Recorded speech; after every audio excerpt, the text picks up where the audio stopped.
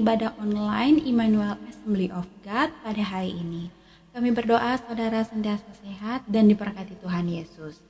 Saudara, kami mempunyai informasi untuk saudara bahwa kami sudah memulai kembali ibadah kami di gereja setiap hari Minggu pada pukul 1 siang di gereja Immanuel Assembly of God yang beralamat di 165 Upper East Coast Road. Dan untuk mendaftar nama saudara dan juga untuk informasi lebih lanjut, saudara bisa menghubungi kantor gereja kami di nomor telepon 644-555-66. Saudara, dan jangan lupa saudara tetap harus mematuhi protokol kesehatan dengan memakai face mask dan memakai hand sanitizer jika diperlukan. Dan jangan lupa untuk mendownload aplikasi Trace Together di handphone kalian masing-masing. Saudara, minggu depan adalah minggu pertama. Jangan lupa untuk menyiapkan perjamuan suci saudara dengan menyiapkan roti dan juga air anggur.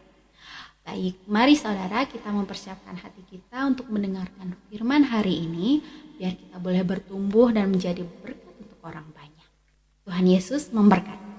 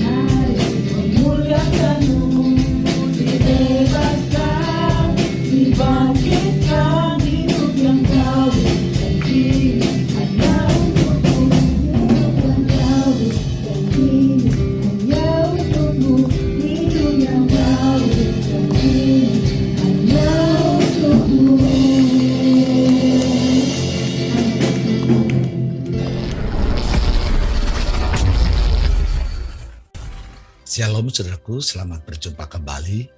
Dalam perayaan Paskah hari ini, saya ingin menyampaikan sebuah kebenaran firman Tuhan dari kitab Matius pasal 28 ayat 1-8. Ini adalah sebuah kisah tentang kebangkitan Tuhan Yesus. Saya akan bacakan dari versi firman Allah yang hidup. Demikian bunyi firman Tuhan.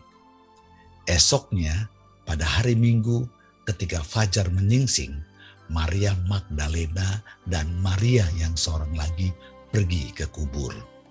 Tiba-tiba terjadi gempa bumi yang hebat karena seorang malaikat Tuhan turun dari surga dan menggulingkan batu penutup pintu kubur serta duduk di atasnya.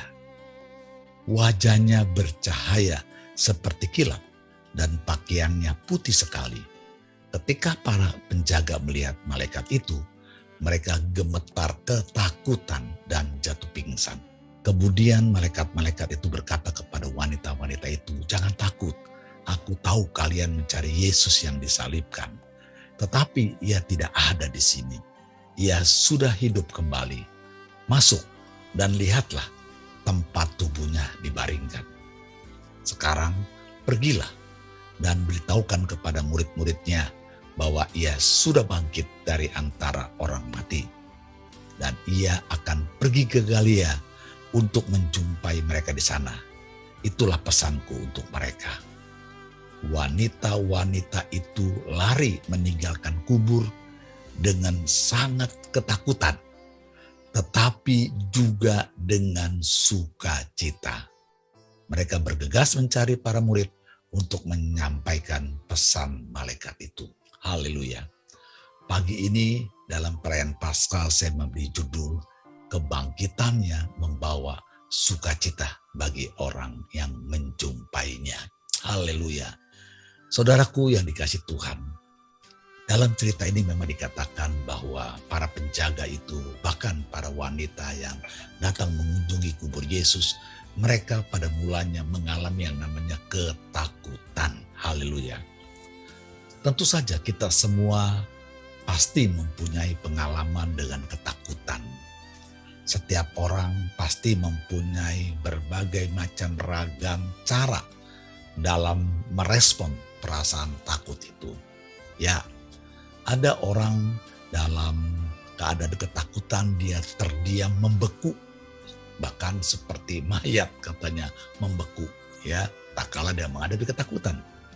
Sebagian lagi mungkin mereka bersikap sangat reaktif, misalnya dengan bergegas segera mencari pertolongan supaya dapat mengatasi rasa takut itu.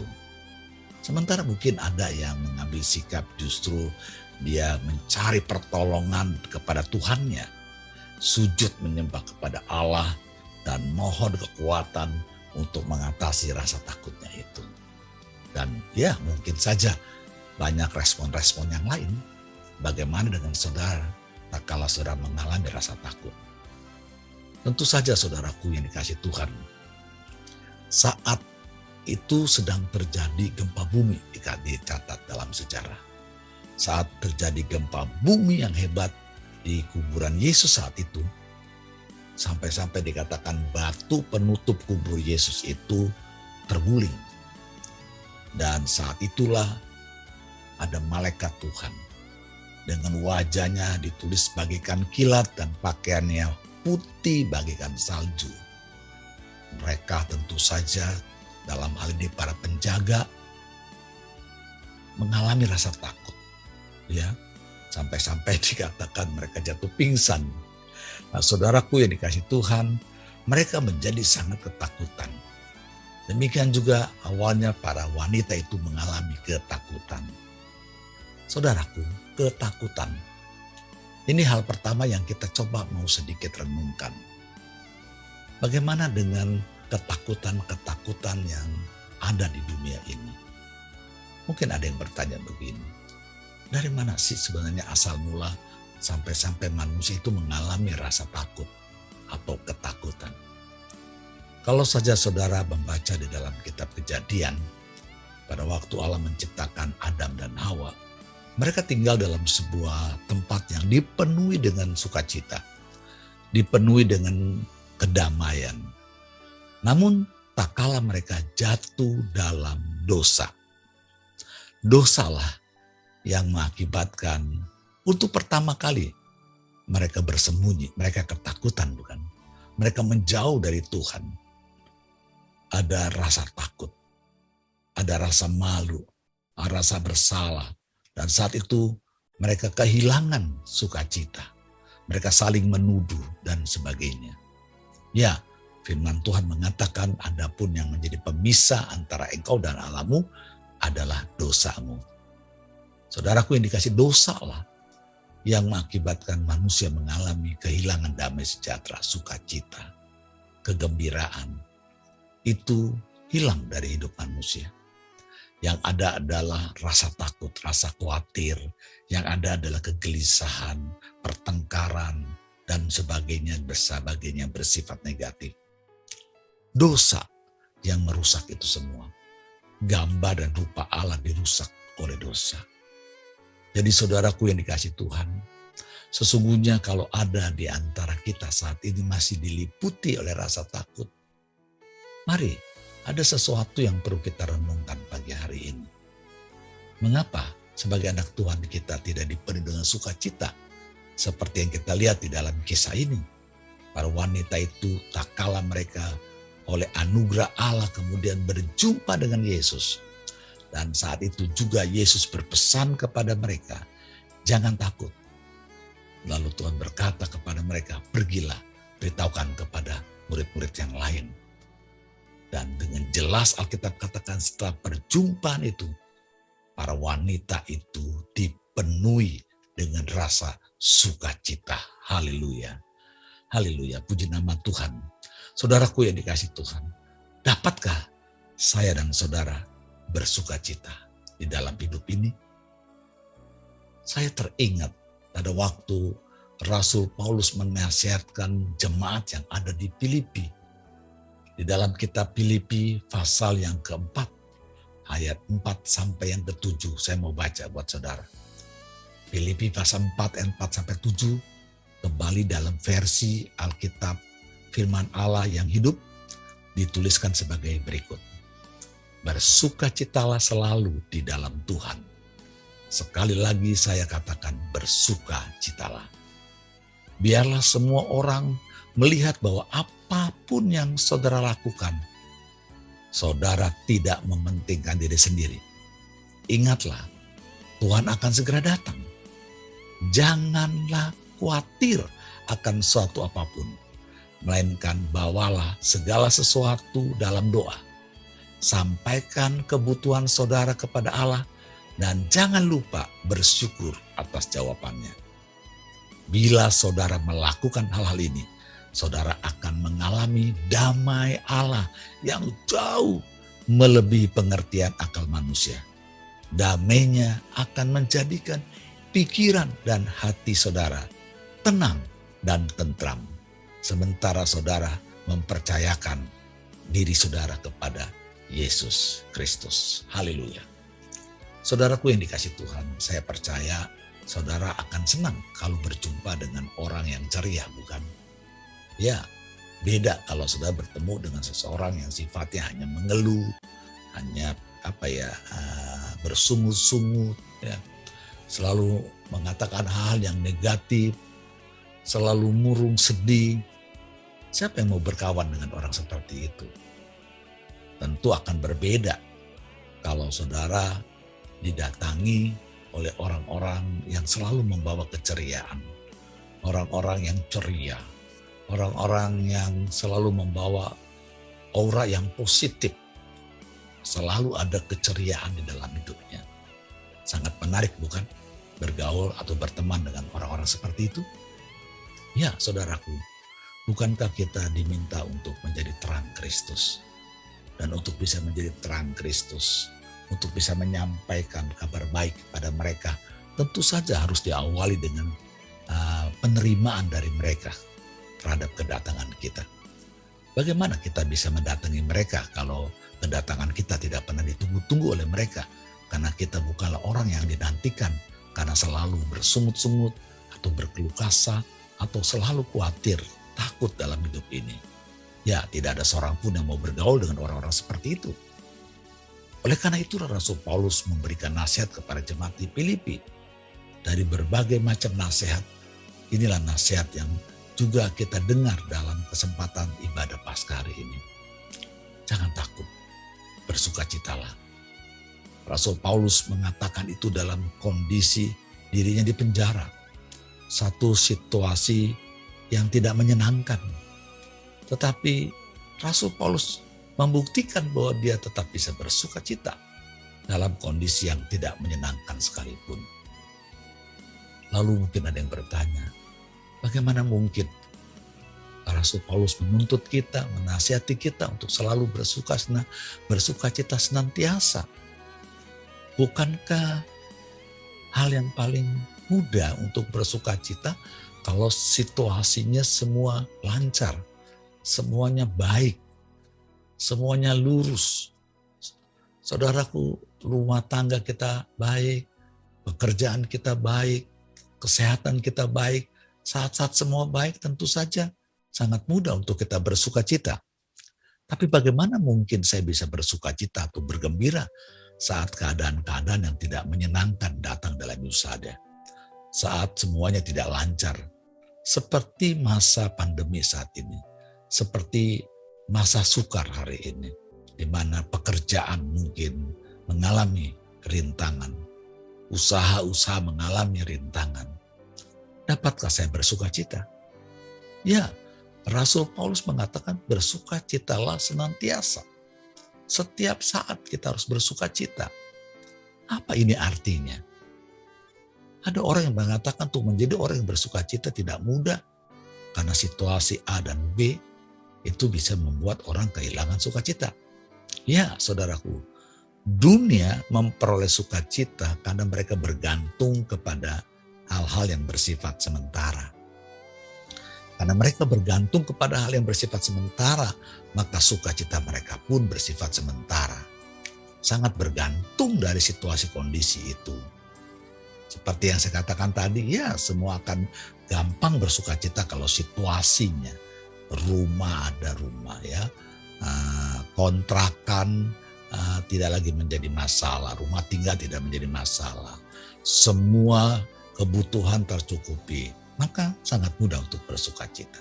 Tapi pada waktu saudara kehilangan pekerjaan, kehilangan keuangan, bagaimana saya bisa bersuka cita? Saudaraku yang dikasih Tuhan, pagi hari ini saya ingin kita menyadari satu kebenaran. Bahwa pada waktu Rasul Paulus membicarakan tentang bersuka citalah, ini tidak hanya ditujukan kepada mereka yang secara temperamen memang memiliki sifat yang mudah ceria, suka bercanda dan sebagainya. Karena memang ada orang yang berkata, sudah dari sananya saya terlahir dengan sifat pembawaan pendiam, tidak mudah bergaul, ya lebih melankolis dan sebagainya. Susah untuk saya bergembira. Ya memang saya seperti ini. Saya mau katakan kepada saudara, sukacita yang dimaksudkan oleh Rasul Paulus bukanlah sukacita yang berasal dari sifat pembawaan atau sifat bawaan. Apatah lagi bukan sukacita yang muncul karena situasi dan kondisi. No, tidak saudaraku. Pada waktu Rasul Paulus berbicara tentang bersukacitalah, Rasul Paulus sedang mengingatkan kepada kita untuk ingat mempercayakan dirimu kepada Tuhan Yesus Kristus. Ya saudaraku yang dikasih Tuhan, hanya orang-orang yang menggantungkan hidupnya kepada sesuatu yang bernilai kekal yang dapat memiliki sifat bersukacita senantiasa. Orang yang dapat bersukacita senantiasa adalah orang-orang yang menggantungkan hidupnya kepada hal-hal yang bernilai kekal. Apakah itu? Yang pertama jelas tentu saja, Yesus sudah mati. Tapi dia sudah bangkit hari ini, bukan? Dan kematiannya itu telah memberikan kepada kita apa yang dinamakan dengan keselamatan. Saudaraku yang dikasih Tuhan, kita mengucap syukur, kita berterima kasih kepada Tuhan. Karena kematian Yesus di kayu salib itu memungkinkan saya dan saudara yang harusnya mati karena dosa kita, tapi telah hidup karena Yesus rela mati bagi kita. Saudaraku yang dikasih Tuhan, kalau ada hal yang membuat saya dan saudara harus bersuka cita adalah karena kita yang harusnya mati telah ditebus oleh darahnya dan boleh hidup kembali. Dan yang luar biasanya saudaraku, Lukas pasal 10 ayat 20 berkata, namun demikian janganlah bersuka cita karena roh-roh itu takluk kepadamu, tetapi bersukacitalah karena namamu ada terdaftar di surga. Ya saudaraku, kalau ada yang membuat kita bersuka cita, itu memang karena nama kita sudah ada dalam kerajaan surga. Kita sudah diselamatkan. keselamatan yang saudara terima dalam hidup saudara, yang saudara imani itu sudah cukup untuk memberikan sukacita kepada kita, bukan? Apalagi yang kita khawatirkan? Apalagi yang harus kita pikirkan? Semua yang ada dalam dunia ini sifatnya sementara. Itu sangat terbukti. Tak kala saudara hanya menggantungkan hidupmu kepada hal dunia ini, maka sukacitamu pun hanya terbatas saat semuanya itu ada dalam keadaan baik. Dan pada waktu keadaan di dunia ini tidak baik, seperti tiba-tiba terjadi COVID, apakah engkau akan kehilangan sukacita? Tentu saja tidak bagi setiap orang yang sudah menerima Yesus sebagai Tuhan Juru Selamat.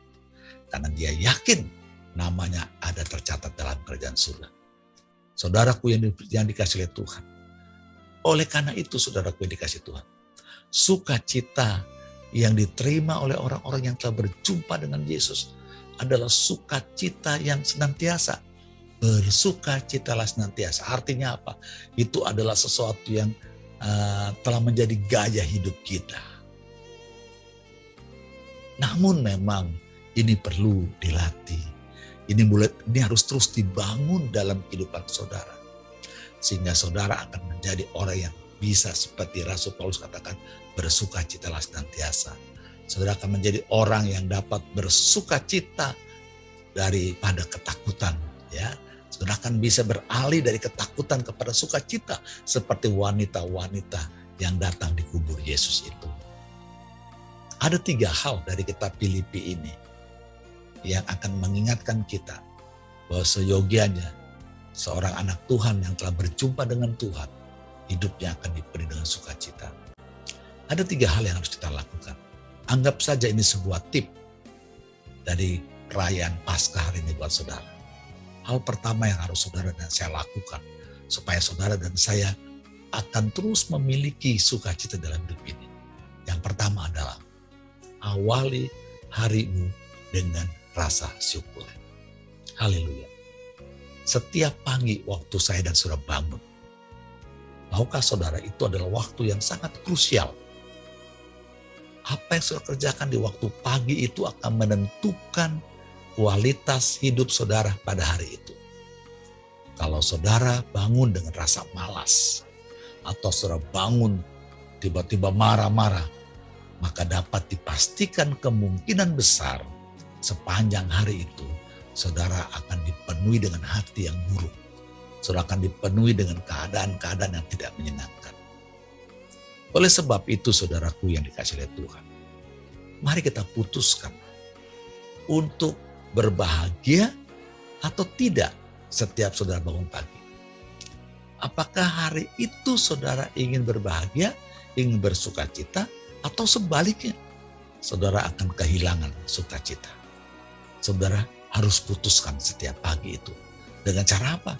Dengan cara setiap bangun pagi, mari kita bersyukur. Haleluya. Bersyukur untuk hal-hal sekecil apapun. Ya, saya bisa bangun dari tempat tidur. Itu ada sesuatu yang saya bisa syukuri, bukan?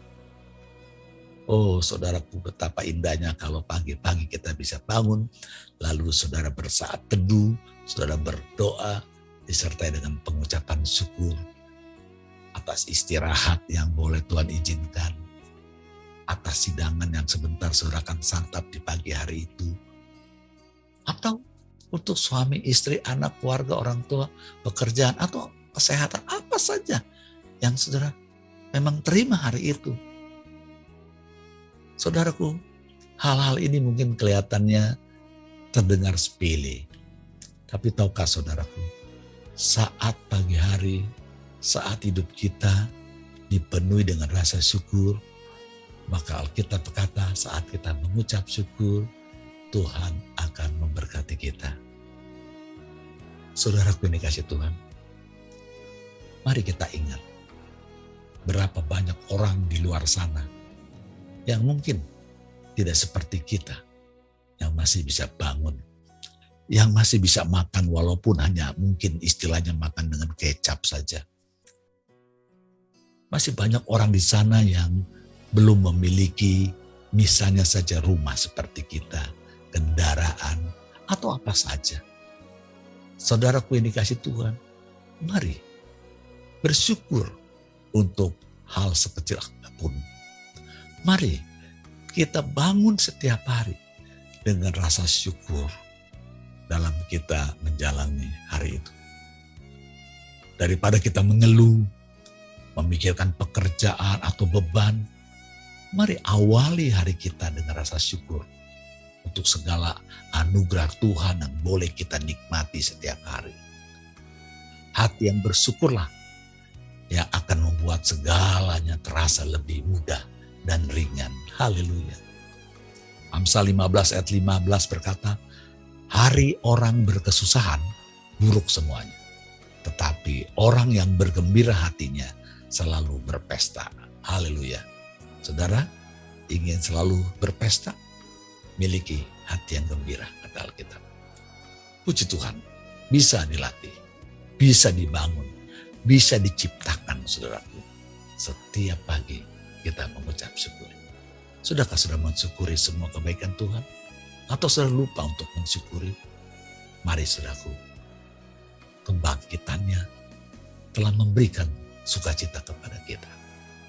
Mari kita latih dengan mensyukuri. Dan yang kedua, saudaraku, ciptakan keceriaan pribadi. Memulai hari dengan kegembiraan memang tidak selalu mudah. Selain mengajak diri kita untuk bersyukur, saudaraku, mari lakukanlah hal-hal yang membuat hidup kita lebih ceria. Ya, lakukan hal-hal yang bisa membuat hidupmu lebih ceria. Kalau ada seorang di antara kita yang menderita, kata Alkitab, baiklah ia berdoa. Tetapi kalau ada seorang yang bergembira, baiklah ia menyanyi, kata Yakobus 5 ayat 13. Daripada kita mengeluh, saudaraku, daripada kita mulai hari kita dengan suasana sedih, hening, kenapa tidak mendengarkan misalnya musik rohani yang ceria, yang penuh sukacita, sekalipun saudara di dapur, di dalam kendaraan, atau saat saudara naik kendaraan umum sekalipun. Saat seorang ibu rumah tangga menunggu masakannya matang, kita bisa bernyanyi sambil sedikit goyangkan badan. Atau menghempaskan ya kaki-kaki kita. Ya.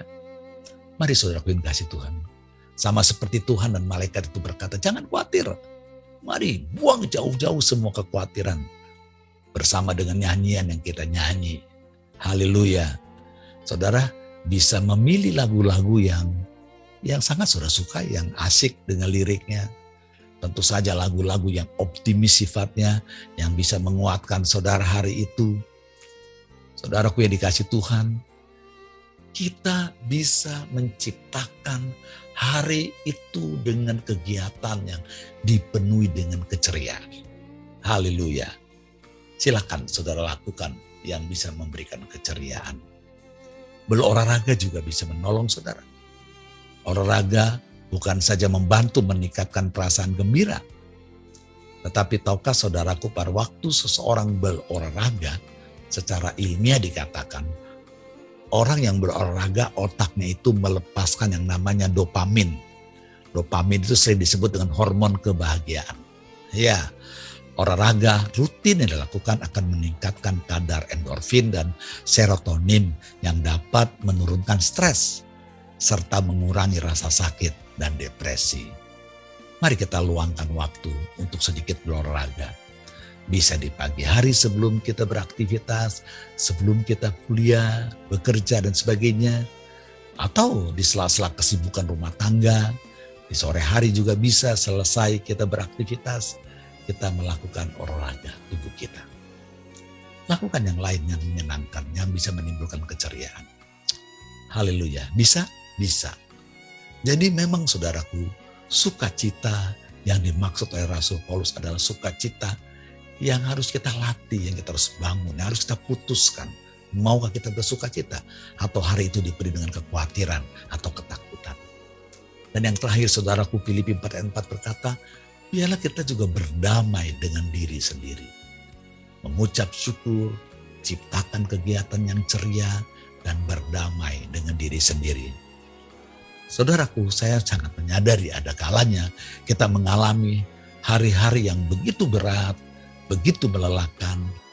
Meski demikian kita selalu dapat, sebenarnya kita dapat namanya yang disebut dengan mengisi ulang atau recharge energi spiritual kita. Mari kita recharge energi rohani kita. Datang saudaraku kepada sumber hidup yaitu Tuhan Yesus. Kalau HP saya sudah mulai lemah sehingga tidak bisa digunakan secara maksimal, maka saya harus buru-buru datang kepada sumber yang bisa merecharge baterai HP saya. Firman Tuhan berkata, marilah kepadaku hai kamu semua yang letih lesu lelah berbeban berat. Aku akan memberikan kelegaan kepadamu. Datang kepada sumber sang sumber hidup itu yaitu Tuhan Yesus Kristus. Yang sanggup memberikan kepada saudara kelegaan hati. Yang sanggup memampukan kita untuk berdamai dengan diri sendiri. Murid-murid, khususnya para wanita, mereka takut. Sebelumnya mereka juga mengalami kesedihan, kebimbangan, gak tahu harus berbuat apa setelah Yesus sang guru mereka harus mati di kayu salib. Tapi waktu mereka berjumpa dengan sumber kehidupan itu, ketakutan itu diganti dengan sukacita yang luar biasa. Haleluya. Saudaraku, segala sesuatu yang berkecamuk dalam dirimu karena keletihan, kelelahan, dan banyak hal yang mengkhawatirkan, itu akan diganti setelah sudah mericas energi rohani saudara. Dengan cara apa? Saudara bisa datang kepada Tuhan, membaca Alkitab, mendengarkan firman Tuhan, bersekutu dengan saudara seimanmu. Saudaraku yang dikasih Tuhan, hanya orang-orang yang mau berdamai dengan dirinya sendiri yang bisa tetap bersuka cita dan memancarkan keceriaan ke sekelilingnya. Karena orang itu sadar bahwa sebagai manusia kita tidak pernah ada yang sempurna. Oleh karena itu saudaraku yang dikasih Tuhan, kita yang tidak sempurna ini, kita sangat memerlukan pertolongan dari Tuhan yang sempurna itu. Biarlah saudaraku yang dikasih Tuhan, saya dan saudara dapat melewati seluruh proses kehidupan yang ada kalanya meletihkan, mengkhawatirkan, menakutkan bahkan. Saat saudara berdamai dengan Tuhan, Tuhan akan berikan kemampuan saudara untuk bersuka cita. Saudaraku, menjadi orang yang bersuka cita saat keadaan sedang baik, hal itu memang biasa. Tetap ceria di tengah-tengah sulit, itulah baru luar biasa. Kenapa? Karena itu membutuhkan upaya ekstra. Ya, kalau orang yang punya segala-galanya bersuka cita ya biasa. Tapi kalau ada orang yang dalam keadaan sulit dia bisa bersuka cita, itu luar biasa. Karena apa? Karena memang dibutuhkan upaya ekstra. Untuk apa? Ekstra. Kita bersyukur, kita mengucap syukur sekalipun mungkin tidak seindah orang lain. Kita dapat menciptakan kegiatan-kegiatan yang bersifat rohani. Kita dapat memperdamaikan diri kita dari banyak konflik batin dalam hidup kita. Saudaraku yang dikasihi Tuhan, biarlah hidup kita hanya berpusat kepada Kristus, bukan kepada masalah dalam hidup ini. Ingat janji-janji Tuhan yang pasti akan digenapi dalam hidup kita. Saudara akan menemukan sukacita dan kedamaian sejati dalam hidup saudara. Karena saudara bergantung kepada sang sumber kehidupan itu sendiri. Tuhan Yesus menolong saya dan saudara hari ini. Dalam perayaan Paskah hari ini, biarlah kebangkitan Tuhan itu yang telah menang atas dosa. Artinya apa? Kebangkitannya telah mengalahkan rasa takut. Dosa yang mengakibatkan ketakutan, bukan? Oleh karena itu, bagi setiap orang yang telah menerima Yesus dalam dirinya, maka tidak ada lagi ketakutan. Tidak ada lagi kekhawatiran. Memang itu biasa, tapi ketakutan dan kekhawatiran tidak akan menguasai kita. Karena apa? Karena setiap pagi kita bersuka cita senantiasa. Dan Rasul Paulus mengajar kita untuk melatih dengan cara setiap hari mengucap syukur. Setiap hari kita lakukan hal yang menyenangkan bagi Tuhan. Setiap hari kita berdamai dengan diri kita. Tuhan Yesus akan menolong saudara. Mari kita berdoa. Tuhan Yesus, kami berterima kasih buat Paskah hari ini. saat dimana Engkau telah mati untuk mengorbankan dirimu bagi kami yang berdosa ini. Tapi kami bersyukur Engkau sudah menang. Engkau sudah bangkit.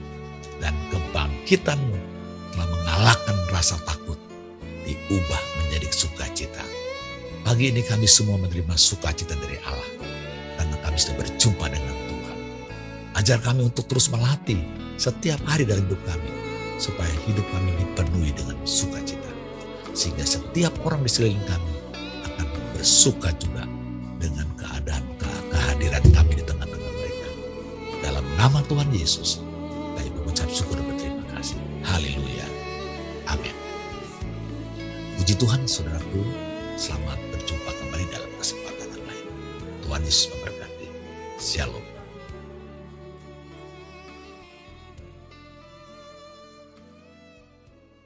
Saudara, persembahan adalah salah satu bagian worship yang boleh kita beri untuk Tuhan. Jika kita memberi, maka kita juga akan diberkati. Untuk persembahan, saudara bisa scan di QR code yang sudah tersedia. Dan jika saudara ada permohonan doa, saudara bisa scan QR code yang berikutnya. Terima kasih, Tuhan Yesus memberkati.